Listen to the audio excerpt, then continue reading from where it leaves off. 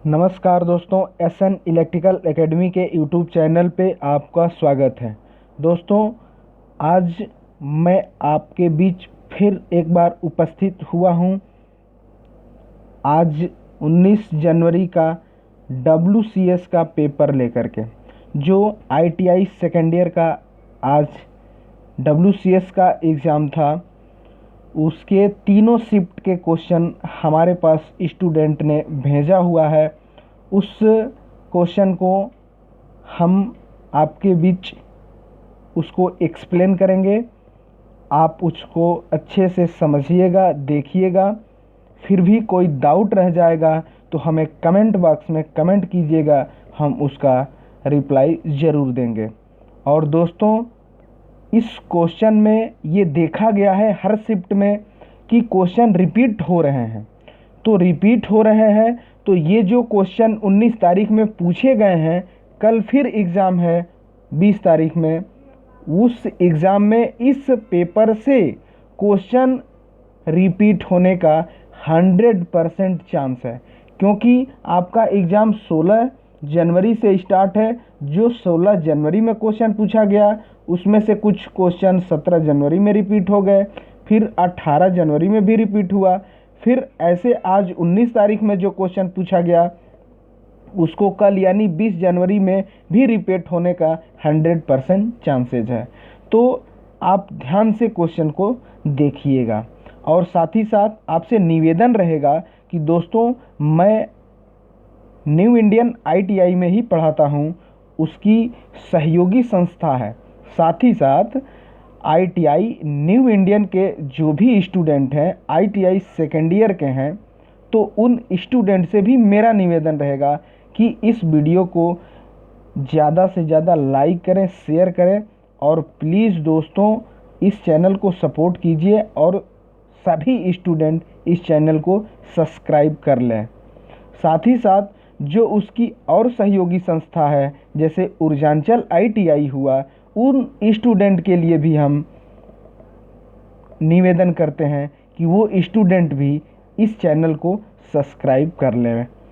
उसी तरह राष्ट्रीय ITI, national ITI, Sardar Patel ITI के सभी स्टूडेंट से हम निवेदन करेंगे कि वो सभी स्टूडेंट इस चैनल को सब्सक्राइब कर लें, जिससे हम ये WCS में तो आपकी मदद कर ही रहे हैं, साथ ही साथ आपके अब आगे आने वाले दिनों में CBT एग्ज़ाम ट्रेड थ्योरी का होगा, उसमें भी हम ऐसी तरह जैसे WCS की वीडियो हम आपके बीच ला रहे हैं, उसी तरीके से हम ट्रेड थ्योरी की भी वीडियो लाते रहेंगे। तो ताकि आप सब्सक्राइब किए रहेंगे तो आपको सबसे पहले वीडियो मिलेगी और क्वेश्चन का लेवल आपको पहले पता चल जाएगा। तो इसीलिए दोस्तों, प्लीज़ सभी कॉलेज के स्टूडेंट इस चैनल को सब्सक्राइब कर दें। प्लीज़ दोस्तों, आपसे बहुत निवेदन करते हैं। तो आइए, इसी कुछ बातों के साथ उम्मीद करते हैं कि ये हमारी बात का आप कुछ पॉजिटिव रिस्पॉन्स सभी स्टूडेंट देंगे। तो इसी के साथ चलिए आज का हम सेशन स्टार्ट करते हैं। और आज यानी 19 जनवरी में जो क्वेश्चन पूछे गए थे उसका फुल डिटेल एक्सप्लेन करते हैं। जो आज का पहला क्वेश्चन पूछा गया था वो 12 नंबर क्वेश्चन पूछा गया था। ये 12 नंबर क्वेश्चन जो पूछा गया था, कौन सा कथन सही है? सही कथन पूछा गया था, तो सही कथन में होगा स्लाइडिंग घर्षण जो होता है हमेशा सीमित घर्षण से कम होता है। यानी ऑप्शन नंबर ये सी क्वेश्चन, आज ऑप्शन नंबर सी सही हो जाएगा। नेक्स्ट क्वेश्चन जो पूछा गया था वो 13 नंबर क्वेश्चन पूछा गया था, और 13 नंबर जो क्वेश्चन है वो वेरी वेरी मोस्ट है, क्योंकि ये हर रोज किसी न किसी शिफ्ट में ये पूछ रहा है क्वेश्चन। 13 नंबर क्वेश्चन में जो दिया है कि यदि वस्तु समतल पर ऊपर की ओर है तो बल ज्ञात कीजिए। तो इसमें बल F = W sin theta plus phi upon cos theta, ये फॉर्मूला इसका होता है। जो ऑप्शन नंबर बी में दिया हुआ है, इसलिए ऑप्शन नंबर बी सही हो जाएगा। नेक्स्ट क्वेश्चन जो आज पूछा गया था वह 14 नंबर क्वेश्चन पूछा गया था। ये क्वेश्चन 14 नंबर क्वेश्चन में दिया है कि कौन सा घर्षण कोण कहलाएगा। कौन सा घर्षण कोण कहलाएगा? तो घर्षण कोण जो होगा, ये जो सतह है इस पे ये और ये एंगल स्पर्श कर रहा है, यानी यही घर्षण कोण होगा। तो देख रहे हैं कि आर है, ओ है और एस है, तो यही स्पर्श करेगा, यानी एंगल आर ओ एस, यानी ऑप्शन नंबर बी सही हो जाएगा, R O S. Next question जो पूछा गया था वो 33 नंबर क्वेश्चन पूछा गया था। 33 नंबर जो क्वेश्चन है कि यदि घर्षण गुणांक इक्वल टू 0.0125 है तो किस वस्तु का 3 किलोग्राम के बल द्वारा कितना स्थानांतरण किया जा सकता है। तो इसका जो फार्मूला होता है mu equal to F upon W. यहाँ से ये एफ का मान पूछ रहा है तो F equal to mu into W हो जाएगा। म्यू जो होगा 0.0125 इंटू 3। जब इसका आप गुणा करेंगे तो ये 2400 के आसपास आएगा, इसलिए ऑप्शन जो होगा ये डी ऑप्शन हो जाएगा, यानी ऑप्शन नंबर डी सही होगा, 2400 kg। नेक्स्ट जो क्वेश्चन पूछा गया था वो 35 नंबर क्वेश्चन पूछा गया था। 35 नंबर क्वेश्चन में जो है कि क्षैतिज मेज पर पड़ी 20 किलोग्राम की वस्तु को खिसकाने के लिए कितना बल की आवश्यकता होगी, यानी W equal to F into D. यहाँ जो बल है वो इस बल का मतलब mg हो जाएगा और इंटू डी हो जाएगा, और mg का जो मान दिया हुआ है किलोग्राम, ये 20 दिया हुआ है, इंटू डी का मान 0.2 दिया है। जब इसमें आप गुणा करेंगे तो 40 हो जाएगा, लेकिन ये पॉइंट आने के कारण एक अंक तक दशमलव कट जाएगा, यानी ये 4 हो जाएगा। ये 4 kg इसका आंसर होगा, इसलिए ऑप्शन जो होगा वो सी ऑप्शन हो जाएगा, 4 kg। नेक्स्ट जो क्वेश्चन पूछा गया था वो 43 नंबर क्वेश्चन पूछा गया था। 0.4 टायरों और सड़क के बीच का घर्षण वाली सड़क पर चल रहे 1000 किलोग्राम द्रव्यमान के वाहनों को रोकने के लिए कितने बल की आवश्यकता होगी, अर्थात mu equal to F upon W. F का मान पूछा है तो ये क्रॉस मल्टीप्लीकेशन हो जाएगा, अर्थात F equal to mu into W. अब म्यू का मान जो दिया हुआ है 0.4 दिया हुआ है, इंटू डब्ल्यू का मान जो दिया हुआ है वो 1000 दिया हुआ है। जब आप इसमें गुणा करेंगे तो 4 पे 000 हो जाएगा, और 000 में ये पॉइंट आने के कारण एक दशमलव कट जाएगा, यानी 400 kg हो जाएगा, इसलिए ऑप्शन नंबर डी हो जाएगा। नेक्स्ट जो क्वेश्चन पूछा गया था 46 नंबर जो क्वेश्चन है कि वृत्त का गुरुत्व केंद्र कहाँ होता है। तो वृत्त का जो गुरुत्व केंद्र होता है इसके सेंटर पे होता है, केंद्रक पे होता है, इसलिए ऑप्शन नंबर ए सही हो जाएगा, उसके केंद्र पर ए ऑप्शन सही हो जाएगा। नेक्स्ट जो क्वेश्चन पूछा गया था 47 नंबर जो क्वेश्चन है कि एक लंब वृत्तीय शंकु का उसके आधार से गुरुत्व केंद्र कहाँ होता है। तो शंकु की जो संरचना होती है वो ऐसे होती है, ये हो गया शंकु, ये इसकी ऊर्ध्वाधर ऊंचाई हो जाएगी और ये तिरछी ऊंचाई हो जाएगी, और तिरछी ऊंचाई को हम एल से प्रेजेंट करते हैं, ये इसकी त्रिज्या हो जाएगी। तो इसका जो गुरुत्व केंद्र होता है वो हाइट का इसकी ऊर्ध्वाधर ऊंचाई का 1/4 भाग पे होता है, यानी इस एच का 4 भाग पे होता है, इसलिए ऑप्शन जो होगा वो सी ऑप्शन हो जाएगा। नेक्स्ट क्वेश्चन जो पूछा गया था वो 48 नंबर क्वेश्चन पूछा गया था। एक आयताकार पिंड का गुरुत्व केंद्र क्या होगा? आयताकार पिंड का, आयताकार जो संरचना होती है ऐसे होती है, आयत की परिभाषा जो होती है इसकी आमने सामने की जो भुजाएं हैं आपस में बराबर होती है, ये आयत का डेफिनेशन होता है। तो इसका जो गुरुत्व केंद्र होता है, अब इसके ये विकर्ण हो गए और ये इसके विकर्ण हो गए, तो इसके जो विकर्ण एक दूसरे को समद्विभाजित करते हैं, इस समद्विभाजन बिंदु पर ही इसका गुरुत्व केंद्र स्थित होता है। अर्थात उसके विकर्णों के प्रतिच्छेदन बिंदु कहिए, कटान बिंदु कहिए, वो सब एक ही बात है, इसलिए ऑप्शन नंबर सी सही हो जाएगा। नेक्स्ट जो क्वेश्चन पूछा गया था, 54 नंबर क्वेश्चन पूछा गया था, ये 54 नंबर, टी खंड में गुरुत्वाकर्षण का केंद्र कहाँ होगा? ये टी सेक्शन बना हुआ है, इसका गुरुत्व केंद्र कहाँ होगा? तो इसके टी सेक्शन वाले कटिंग पॉइंट से ऊपर या इसके बेस से ऊपर टी की तरफ, ये वाली लाइन टी की तरफ जाएंगे तो 8.854 सेंटीमीटर पे इसका गुरुत्व केंद्र स्थित होगा, इसलिए ऑप्शन नंबर ए सही हो जाएगा, 8.545 सेंटीमीटर। नेक्स्ट जो क्वेश्चन पूछा गया था 62 नंबर जो क्वेश्चन है, ये भी क्वेश्चन बहुत वेरी मोस्ट है, क्योंकि ये भी प्रत्येक दिन किसी न किसी शिफ्ट में आया हुआ है। इस जो क्वेश्चन है इसमें पूछा गया है कि एक वृत्त के क्षेत्रफल के लिए कौन सा फॉर्मूला होगा व्यास के रूप में? तो व्यास के रूप में जो फॉर्मूला होता है वो पाई डी स्क्वायर अपन 4 होता है। ये वृत्त का क्षेत्रफल का फॉर्मूला है व्यास के रूप में। अगर ये त्रिज्या के रूप में कहता तो सिर्फ पाई आर स्क्वायर हो जाता। यहाँ व्यास के रूप में पूछा है, इसलिए ये सही हो जाएगा, जो ऑप्शन नंबर ए में दिया हुआ है, इसलिए ऑप्शन नंबर ए सही हो जाएगा।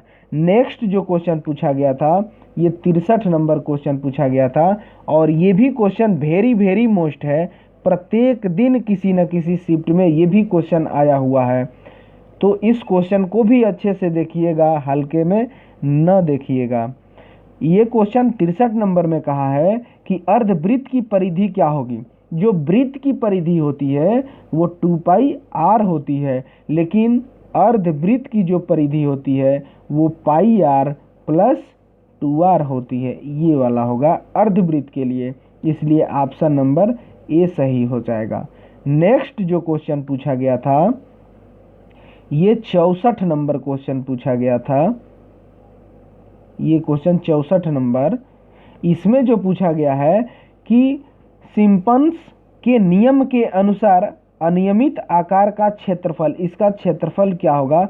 तो ये इसका फॉर्मूला होता है h/3 ब्रैकेट में y1 प्लस y7 प्लस 4, फिर ब्रैकेट में 4 into y2 plus y4 plus y6 bracket close plus 2 कोष्ठ में y3 प्लस y5, ये फार्मूला ही होता है, इसलिए ऑप्शन नंबर ए सही हो जाएगा। और ये भी क्वेश्चन भी मोस्ट है, क्योंकि ये भी क्वेश्चन प्रत्येक दिन रिपीट हुआ हो। नेक्स्ट जो क्वेश्चन पूछा गया था 65 नंबर जो क्वेश्चन पूछा गया है, वृत्त की सबसे बड़ी जीवा किसे कहते हैं? तो वृत्त की जो सबसे बड़ी जीवा होती है वो डायामीटर होती है। जैसे ये वृत्त हो गया, ये इसका सेंटर हो गया, तो ये जो एक जीवा है, फिर इसके सेंटर से हम जो जीवा डाल रहे हैं, तो इस जीवा के मुकाबले ये सेंटर वाली जीवा लंबी होगी, इसलिए जो व्यास होगा, डायामीटर होगा, वो जीवा से ज़्यादा लंबा होगा, इसलिए ऑप्शन नंबर बी सही हो जाएगा। नेक्स्ट जो क्वेश्चन पूछा गया था, ये 66 नंबर भी क्वेश्चन पूछा गया था। 66 नंबर भी क्वेश्चन वेरी मोस्ट है, क्योंकि ये भी प्रत्येक दिन किसी न किसी शिफ्ट में आ रहा है कि वृत्त की परिधि का फॉर्मूला क्या होता है। वृत्त की परिधि का फॉर्मूला जो होता है वो 2 पाई आर होता है, अगर वृत्त का क्षेत्रफल कहे तो पाई आर स्क्वायर हो जाएगा, इसलिए ऑप्शन जो होगा वो सी सही हो जाएगा, 2 पाई आर। नेक्स्ट जो क्वेश्चन पूछा गया था 67 नंबर, अर्धवृत्त का क्षेत्रफल क्या होगा? तो अर्धवृत्त का क्षेत्रफल जो होगा पाई डी स्क्वायर बाय 2 हो जाएगा, पाई डी स्क्वायर अपन 2, इसलिए ऑप्शन नंबर डी सही हो जाएगा। नेक्स्ट जो क्वेश्चन पूछा गया था, ये 68 नंबर भी क्वेश्चन पूछा गया था आज के एग्ज़ाम में, और ये भी काफ़ी वेरी मोस्ट क्वेश्चन है, क्योंकि ये भी क्वेश्चन प्रत्येक दिन पूछा गया है किसी न किसी शिफ्ट में। इसमें जो कह रहा है 68 नंबर में कि वृत्त के क्षेत्रफल का फार्मूला क्या होता है, तो वृत्त का क्षेत्रफल का फार्मूला पाई आर स्क्वायर होता है, जो ऑप्शन नंबर बी में दिया हुआ है, इसलिए ऑप्शन नंबर बी सही हो जाएगा। नेक्स्ट जो क्वेश्चन पूछा गया था 119 नंबर जो क्वेश्चन पूछा गया था कि 0 की घात तक बढ़ाई गई संख्या का मान क्या होता है? किसी भी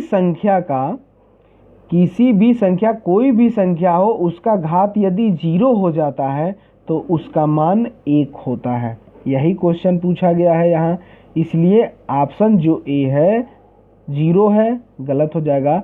बी ऑप्शन में 1 दिया हुआ है, इसलिए ऑप्शन नंबर बी सही हो जाएगा।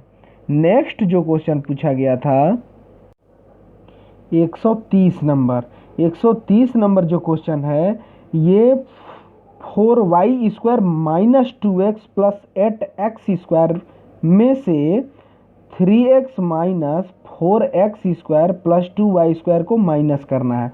यानी यहाँ लिखते हैं कि 4y square minus 2x plus 8x square, इसमें से माइनस करना है ये वाला, तो यहाँ जो है plus 3x minus 4x square plus 2y square.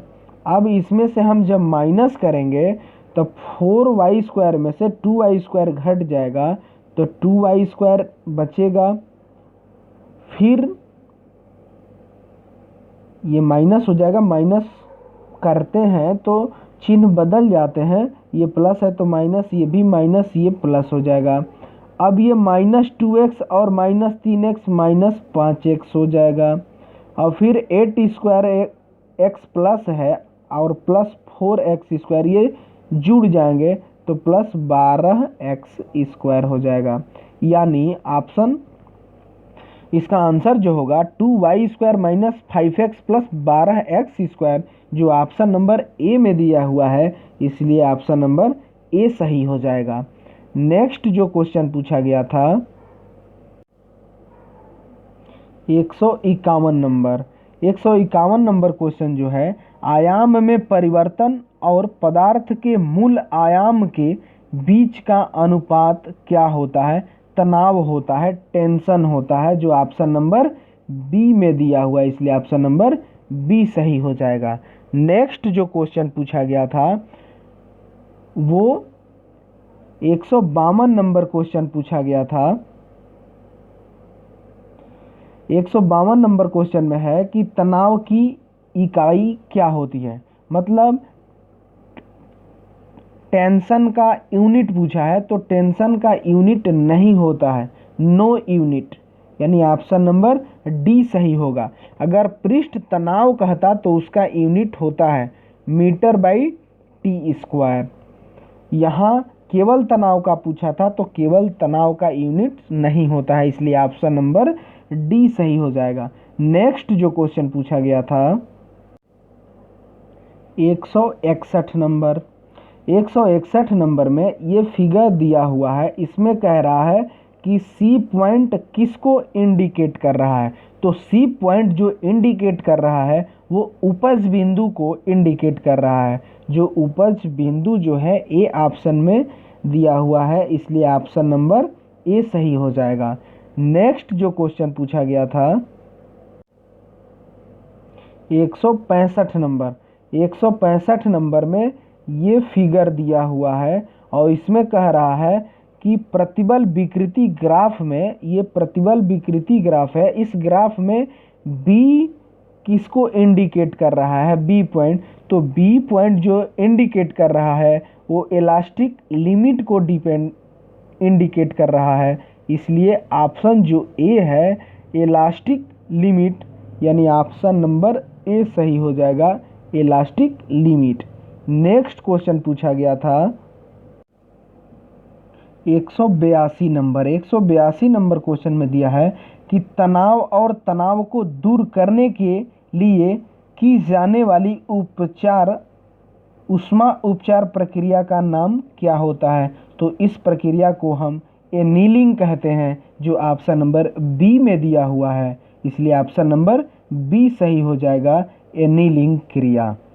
Next जो क्वेश्चन पूछा गया था 89 नंबर क्वेश्चन, इसमें पूछा गया है तड़के की प्रक्रिया में धातु के टुकड़े को 250 सेंटीग्रेड तक गर्म करने पर उसका रंग कैसा होता है। तो उसका रंग जब हम 250 सेंटीग्रेड से ऊपर हीट करते हैं तो उसका जो रंग होगा वो ब्राउन होता है, जो ऑप्शन नंबर बी सही हो जाएगा। नेक्स्ट जो क्वेश्चन पूछा गया था वो 191 नंबर क्वेश्चन पूछा गया था। 191 नंबर क्वेश्चन कह रहा है कि छूट क्या है। तो छूट जो होती है किसी उत्पादन का विक्रय मूल्य में दी गई छूट, यानी उसकी विक्रय मूल्य में दी गई कमी। तो यहाँ ऑप्शन जो है वो ऑप्शन सी में दिया हुआ है, किसी उत्पाद के विक्रय मूल्य में दी गई कमी, जो ऑप्शन नंबर सी सही हो जाएगा। नेक्स्ट क्वेश्चन पूछा गया था 194 नंबर में कह रहा है कि एसपी का विस्तार क्या होता है। तो एसपी का विस्तार जो होता है सेलिंग प्राइस होता है, इसको हिंदी में हम विक्रय मूल्य कहते हैं। यदि सीपी का विस्तार कहता तो इसे कहते हैं कॉस्ट प्राइस, और इसको कहते हैं लागत मूल्य या अंकित मूल्य। फिलहाल यहाँ एसपी का पूछा था तो इसको कहेंगे सेलिंग प्राइस, विक्रय मूल्य, जो ऑप्शन नंबर सी में दिया हुआ है विक्रय मूल्य, इसलिए ऑप्शन नंबर सी सही हो जाएगा। नेक्स्ट क्वेश्चन जो पूछा गया था 196 नंबर में कह रहा है कि आई के रूप में किसे निरूपित किया जाता है। तो इसका जो है S I equal to P into R into T upon 100 होता है। एस आई जो होता है सिंपल इंटरेस्ट होता है, यानी साधारण ब्याज होता है। पी जो है प्रिंसिपल है, यानी मूलधन है। आर जो है रेट है, यानी दर है। टी जो है टाइम है, और इसमें कहीं कहीं टी टाइम को एन से भी रिप्रेजेंट करेगा, तो टी टाइम है, या एन भी देता तो एन टाइम है, और ये 100 है। यहाँ जो पूछा है एसआई का पूछा है, यानी एक तरीके का ये ब्याज है, जो ऑप्शन नंबर बी में दिया हुआ है ब्याज, इसलिए ऑप्शन नंबर बी सही हो जाएगा। नेक्स्ट क्वेश्चन जो पूछा गया था 204 नंबर, और ये भी वेरी मोस्ट क्वेश्चन है, क्योंकि ये भी प्रत्येक दिन किसी न किसी शिफ्ट में पूछा गया है। इसमें कह रहा है कि हानि होने पर विक्रय मूल्य यानी एसपी सेलिंग प्राइस ज्ञात करने का फॉर्मूला क्या होता है। इसमें हम दोनों फार्मूले बता देते हैं, सेलिंग प्राइस का और कॉस्ट प्राइस का। सेलिंग प्राइस यानी एसपी इक्वल टू होता है CP into 100 plus minus x% अपन 100 हो जाता है। ये फॉर्मूला होता है। मतलब यदि 100 प्लस माइनस x कहने का मतलब ये है कि अगर प्लस कब हम यूज करेंगे, लाभ होगा तो, और माइनस यूज करेंगे हानि होने पर। तो यहाँ जो है सेलिंग प्राइस का कहा था, तो सेलिंग प्राइस में ये फॉर्मूले से मिलता जुलता कौन सा ऑप्शन है, जो ऑप्शन नंबर बी सही हो जाएगा। नहीं दोस्तों सॉरी, इसमें हानि कहा है ना, तो हानि जो होगी वो ये फार्मूला में मिलेगा, इसलिए ऑप्शन जो होगा वो ऑप्शन डी सही हो जाएगा। यदि ये कॉस्ट प्राइस का पूछता सीपी का, तो इसका जो फार्मूला होता है एसपी इंटू 100 अपन 100 प्लस माइनस x%। तो फिलहाल यहाँ एसपी का पूछा गया था, इसलिए ऑप्शन नंबर डी सही हो जाएगा। नेक्स्ट जो क्वेश्चन पूछा गया था 208 नंबर। 208 नंबर जो क्वेश्चन है, यदि उत्पाद 72 रुपये लाभ के साथ 572 रुपया में बेचा जाता है तो लागत मूल्य क्या है। बेचा जाता है तो लागत मूल्य यानी कॉस्ट प्राइस सीपी पूछ रहा है, तो सीपी इक्वल टू होता है एसपी माइनस लाभ। जो सेलिंग प्राइस दिया है 572 दिया हुआ है, माइनस लाभ जो है 72 रुपये का हो रहा है, इसमें जब हम माइनस करेंगे तो ये 500 रुपये आएगा, जो ऑप्शन नंबर ए सही हो जाएगा 500 रुपया। नेक्स्ट क्वेश्चन को जो कुछ पूछा गया था 210 नंबर क्वेश्चन पूछा गया था, यदि 208 रुपये के लाभ के साथ लागत मूल्य 7282 रुपये है तो विक्रय मूल्य क्या होगा। तो विक्रय मूल्य जो होता है SP equal to CP plus लाभ। अब यहाँ जो सीपी जो है लागत मूल्य ये 7282 रुपया प्लस लाभ जो है वो 208 रुपया, जब इसको आप जोड़ेंगे तो 7490 रुपया आएगा, जो ऑप्शन नंबर डी में सही है, इसलिए ऑप्शन नंबर डी सही हो जाएगा। नेक्स्ट क्वेश्चन जो पूछा गया था 215 नंबर क्वेश्चन पूछा गया था कि एक वर्ष की अवधि के लिए 10% वर्ष की दर से इतने रुपए का मूलधन साधारण ब्याज क्या होगा। तो साधारण ब्याज का फॉर्मूला होता है S I equal to P into R into T upon 100। तो यहाँ जो है ब्याज पूछा गया था, तो मूलधन दिया है 1/50, ये हो जाएगा इंटू रेट जो है 10% है, टाइम जो है 1 वर्ष है, अपन 100 हो जाएगा। ये जीरो से ये जीरो कैंसिल हो जाएगा, ये जीरो से ये जीरो कैंसिल हो जाएगा, तो इतनी राशि बचेगी ब्याज के रूप में, यानी 1/4, जो ऑप्शन नंबर डी में दिया हुआ है, इसलिए ऑप्शन नंबर डी सही हो जाएगा। नेक्स्ट जो क्वेश्चन पूछा गया था 218 नंबर क्वेश्चन, और ये क्वेश्चन मोस्ट भी है। ये जो क्वेश्चन है कि 20,000 रुपये के मूलधन पर 2 वर्ष का 5% वार्षिक दर से साधारण ब्याज और चक्रवृद्धि ब्याज के बीच का अंतर क्या होगा। इसका दोस्तों ट्रिक होता है, इस ट्रिक के माध्यम से इस क्वेश्चन को बहुत छोटे में आप हल कर सकते हैं। इसका जो ट्रिक होता है D equal to P R square upon 100 का स्क्वायर। D जो है वो साधारण ब्याज और चक्रवृद्धि ब्याज का अंतर है, P जो है वो प्रिंसिपल है यानी मूलधन है, R जो है वो रेट है। इसी फार्मूले में हम इसको बैठाते हैं। साधारण ब्याज और चक्रवृद्धि ब्याज का पूछा गया है, यानी D का मान पूछा हुआ है, तो इसमें क्या करते हैं कि इसमें प्रिंसिपल दिया हुआ है 2 पे 4 0 इंटू रेट का स्क्वायर 5 का स्क्वायर 25 हो जाएगा अपन 100 का स्क्वायर 100 इंटू 100। अब इसमें 1 0 1 0 1 0 1 0 कैंसिल, फिर इस जीरो से ये जीरो कैंसिल, ये जीरो से ये जीरो कैंसिल, सब जीरो कैंसिल हो गए। अब ये 25 बटा और 2 बचा, तो 25 दूनी का 50, यानी इसका 50 होगा, जो ऑप्शन नंबर सी में दिया हुआ है, इसलिए ऑप्शन नंबर सी सही हो जाएगा। उम्मीद करते हैं दोस्तों कि ये क्वेश्चन अच्छे से आपको समझ में आया होगा। इस क्वेश्चन को अच्छे से देखिएगा। यदि फिर भी कोई डाउट हो जाता है तो हमें कमेंट कीजिएगा, हम ज़रूर इसका एक बार फिर एक्सप्लेन करेंगे आने वाली वीडियो में। नेक्स्ट जो क्वेश्चन पूछा गया था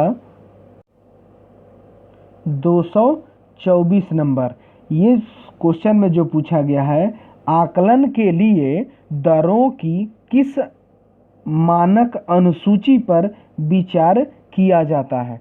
तो ये जो विचार किया जाता है मानक सूची, वह चालू वर्ष की दरों की मानक अनुसूची, मतलब करेंट में जो वर्ष चल रहा है उसके मानक दरों पर डिपेंड करता है। इसलिए ऑप्शन नंबर डी सही हो जाएगा, चालू वर्ष की दरों की मानक अनुसूची। नेक्स्ट जो क्वेश्चन पूछा गया था 233 नंबर, इंजीनियरिंग कार्यों में पॉकेट रेफरेंस का दूसरा टर्म क्या होता है। तो दूसरा जो टर्म होता है इंजीनियरिंग कार्य में पॉकेट रेफरेंस का, वो हैंडबुक होता है, जो ऑप्शन नंबर बी में दिया हुआ है। इसलिए ऑप्शन नंबर बी सही हो जाएगा, हैंडबुक। और नेक्स्ट जो क्वेश्चन पूछा गया था आज का, वह 239 नंबर क्वेश्चन पूछा गया था और ये आज का अंतिम क्वेश्चन है। इस क्वेश्चन में पूछा गया है कि 3.5 कोर केबल के लिए conductor UG cable, underground cable, UG cable का मतलब होता है अंडरग्राउंड केबल, का न्यूनतम अनुमेय क्षेत्रफल क्या होता है। तो ये 50 mm² होता है। इसलिए ऑप्शन जो दिया हुआ है वो बी में दिया हुआ है, 50 mm²। इसलिए ऑप्शन नंबर बी सही हो जाएगा। तो दोस्तों, आपसे उम्मीद करते हैं कि आपको ये सभी क्वेश्चन अच्छे से समझ में आए होंगे। फिर भी कोई डाउट होता है तो हमें कमेंट आप कर सकते हैं, हम उसका रिप्लाई ज़रूर देंगे। और दोस्तों, आपको ये वीडियो कैसा लगा हमको कमेंट बॉक्स में ज़रूर बताइएगा। और यदि हमारा एक्सप्लेन करने का तरीका आपको अच्छा लगा है तो प्लीज़ इस वीडियो को ज़्यादा से ज़्यादा लाइक करें, शेयर करें। और इस चैनल पे आप नए हैं तो प्लीज़ इस चैनल को सब्सक्राइब करें। और दोस्तों, हमारे अपने ITI कॉलेज के सभी स्टूडेंट से हम ये निवेदन करते हैं कि वो स्टूडेंट और उस कॉलेज की सहयोगी संस्था के स्टूडेंट इस चैनल को, सभी स्टूडेंट सपोर्ट करें और इस चैनल को ज़्यादा से ज़्यादा सब्सक्राइब करें और अपने दोस्तों से भी कराएं। तो इसी उम्मीद के साथ दोस्तों, इस वीडियो में बस इतना ही रखते हैं।